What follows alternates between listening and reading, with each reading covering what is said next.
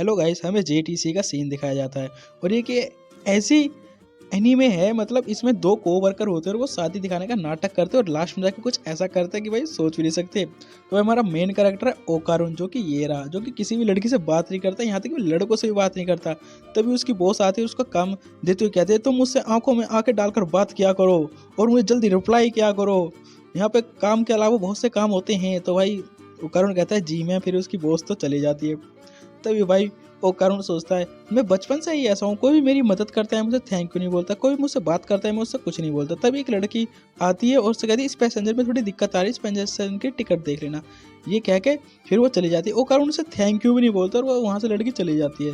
भाई ओकारुन बहुत इंट्रोवर्ट है और बहुत शर्मिला है, वो किसी से भी नहीं बोलता। तभी भाई साहब उसकी नज़र पहुँचती है उसके बगल में बैठे एक लड़की की, जो हमारी दूसरी मेन कैरेक्टर है ओंजो जी, जो भाई साहब घूरने में एक्सपर्ट है, किसी को भी घूरती रहती है। तो भाई वो करुण को घूरती है, वो करुण डर जाता है भाई भाई डरे भी क्यों ना, कोई लड़की ऐसा घूर से खाई जाएगी। तो फ़ोन कॉल्स आता है, तो फ़ोन कॉल्स का बहाना लेके थोड़ा डिस्ट्रैक्ट हो जाता है। तो ये भाई शाम के समय अब उसकी छुट्टी हो जाती है, तो अपने सब लोग अपने घर ही घर जाते हैं। अब भाई ओकारुन घर पहुंचता है तो हमें दिखाया जाता है कि ओकारुन के घर में कोई नहीं रहता, सिर्फ उसकी बिल्ली रहती है। वो आके पहले अपनी बिल्ली का खाना तैयार करता है और फिर अपना खाना तैयार करता है। वो यहाँ पे बस अपने अकेले रहता है और उसे कंपनी ज्वाइन करे हुए 2 साल हो गए हैं।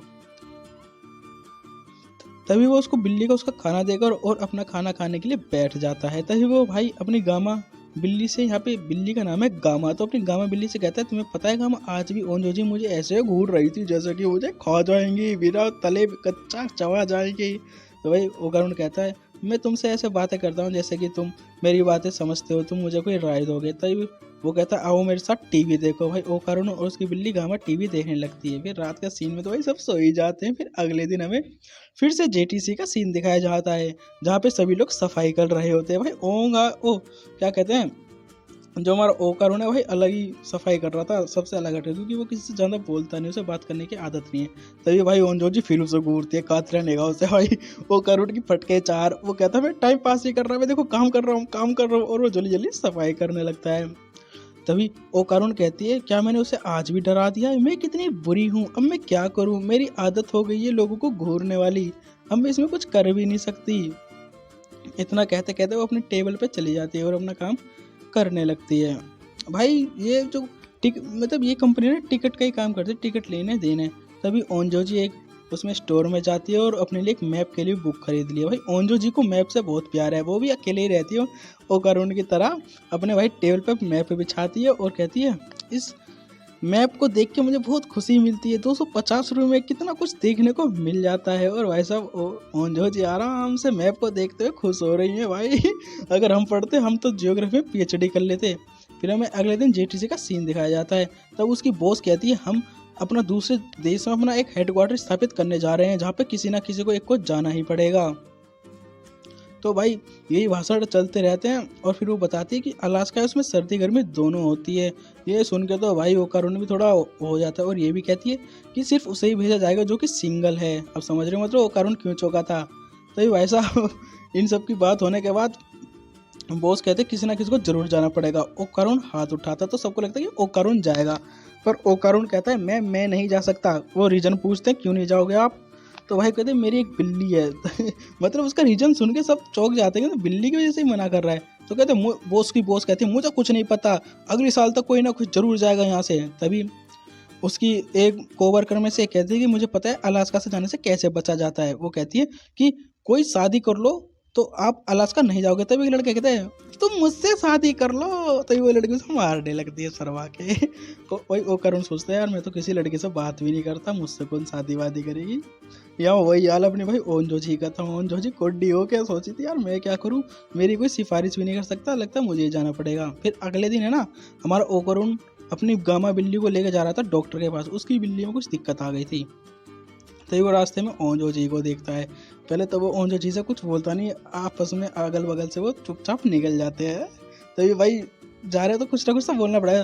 तभी ओकारुन कहता है शुक्रिया आपका ओंजो जी, और फिर ओकारुन कहता है मैं कंपनी रिजाइन कर रहा हूँ, मैं कंपनी छोड़ रहा हूँ। तभी ओंजो जी पूछते हैं क्यों, तुम इस बिल्ली की वजह से अपनी कंपनी छोड़ रहे हो। तभी ओकारुन कहता है हाँ। तो भाई जो ओंजो जी रहती है उसकी बिल्ली देखने आती है, तो बिल्ली भाई गाँव में बिल्ली वैसे सही में भाई जानवर तो अच्छे लगते ही हैं। तो अंजू जी कहती है अच्छा ठीक है। तभी फिर भाई इतनी बात होती है और वो कहती है अच्छा फिर ठीक है चलते हैं। फिर वो दोनों है ना अपनी आपस में बातचीत करके ओकारुन जाने लगता है। कहता है मुझे ज़्यादा बोलने की आदत नहीं है।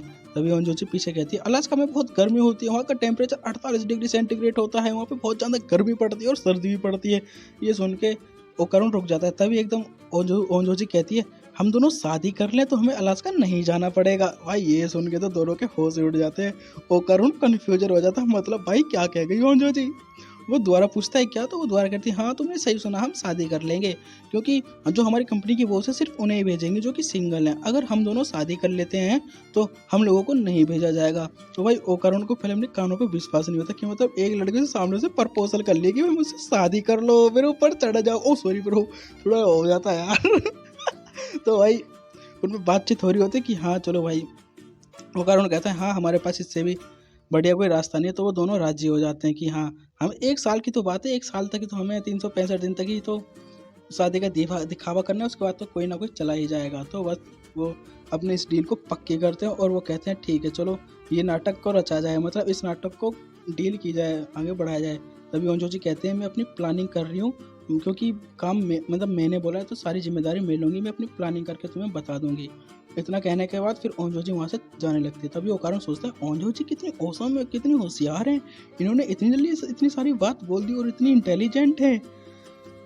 भाई ओंजो जी कहते हैं मुझे कुछ करना पड़ेगा। फिर अगले दिन में जेटीसी का सीन दिखाया जाता है, जहाँ पे भाई वो अपने बॉस को है ना बता देते हैं कि हम दोनों शादी कर रहे हैं। उसकी बॉस सुन के भाई पहले चौंक जाते हैं, फिर भाई खुश हो जाती है कि अच्छा तुम दोनों शादी कर रहे हो, तुम दोनों साथ में कितने अच्छे लगते हो, बहुत क्यूट लगते हो। तभी ओंजो जी कहती है अरे तुम्हारा टाका इससे कब भिड़ा। फिर जब ओकारुन से कहते अरे तुम तो ऐसे थे भी नहीं, पर तुम लव स्टोरी में कैसे पड़ गए ओकारुन जी। तो वो कहती है ठीक है बहुत अच्छी बात है। वो खुश हो रही थी। तो बॉस उनकी तभी एक लड़की कहती है मैडम बाहर कोई आया है। तो बॉस कहती है अगर कोई राय चाहिए रोमांटिक में तो मुझसे ज़रूर पूछना। तो भाई दोनों उसके जाने के बाद शांत होते हैं। तभी ओकारुन कहते हैं जैसे हमने तय किया था वैसी बिल्कुल स्ट्रेट लाइन चल रही है, सबको ऐसा लगेगा कि हम लोग शादी कर रहे हैं। तो बस वही उसकी बॉस आती है, फिर ओकारुन को काम देती है कि इस पैसेंजर की टिकट में कोई दिक्कत आ रही है तुम देख लो, और ओंजो जी से कहती है तुम ओकारुन की मदद करोगे। और फिर इसके बाद उनकी मैनेजर वहाँ से चली जाती है, यानी कि बॉस चली जाती है। तभी मैनेजर का कॉल आता है कि तुम ओंजो जी को लेकर यहाँ पे एक होटल में आ सकते हो, क्योंकि सब लोग दावत कर रहे हैं खाना पीना। तभी भाई साहब वो होटल में पहुँचते हैं। भाई होटल में पहुँचते ही वो देखते हैं कि कंपनी के सारे कोवर्कर उनका स्वागत करते हैं कि पार्टी कॉन्ग्रेचुलेशन। ये चीज़ सुन के तो भाई ओंजो जी करुण सुन के मतलब रूह निकल जाती है शरीर में से। तभी सबको पता चल जाता है, क्योंकि बॉस ने सबको बता दिया होता है कि ये लोग शादी करने वाले हैं। तभी भाई साहब अब मेन गेस्ट है तो भाई अब यहाँ पे मजे कर रहे होते हैं सब। तभी ओंजो जी कहती है ये सब की शुरुआत मैंने ही की है तो सब कुछ मैं ही हैंडल करूँगी। भाई ये सब देख के तो भाई ओकारुन की तैसी हो रही है।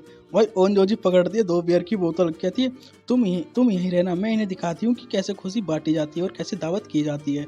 भाई वो 2 उठाती है दारू की बोतल या फिर बियर की बोतल, ये 2 लोग अपनी पार्टी करने में व्यस्त होते हैं।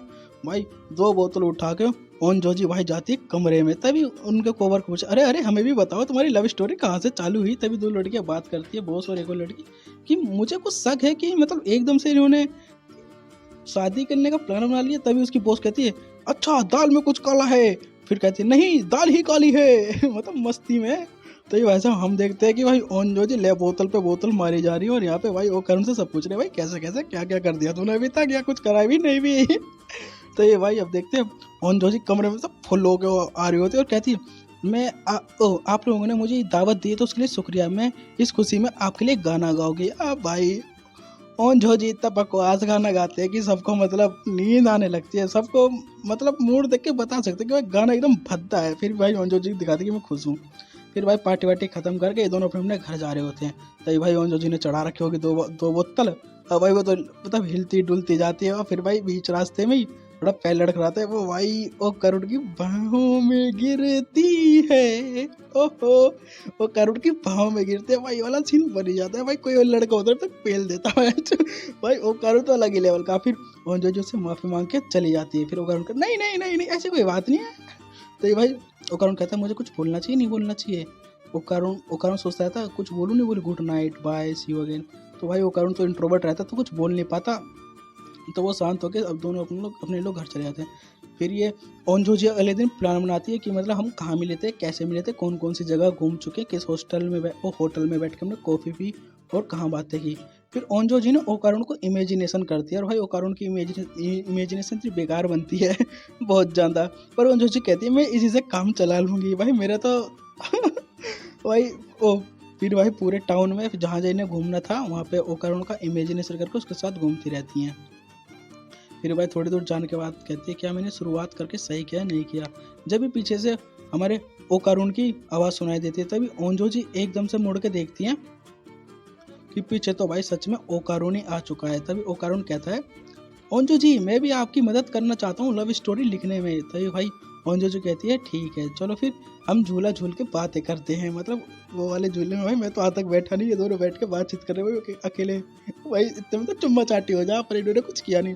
तभी ओंजो जी कहती है मैंने सबको देख लिया कि हम लोग कहाँ मिले थे, किस हॉस्टल में चाय पी थी और तुमने मुझे कब प्रपोज किया था। तभी कहती है मैं वेडिंग रिंग भी लाई हूँ, हम दोनों ये पहन लेंगे ना तो अच्छा लगेगा कि सबको ये लगेगा कि हम शादी कर रहे हैं, बस हमें दिखावा करना है।